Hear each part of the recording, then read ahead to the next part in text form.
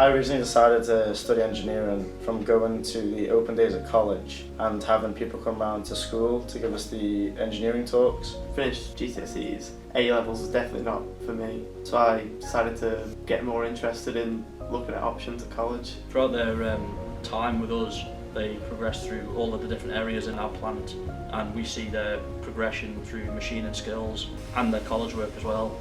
With like higher qualifications, you can get into like more programming and design. The apprenticeship scheme builds on their core skills as an engineer, and it develops them to be able to be a stronger person in the manufacturing industry. We make sure all our apprentices see every area of the business. Well, you're in the workshop for like half of the day in the afternoon, so it's a bit of like practical and theory. I really enjoy studying at UCM because the work I'm doing is what I'm interested in. We had flexible hours down at the training centres. I come to work every day pretty happy, to be honest. If you ask anyone, they'll agree.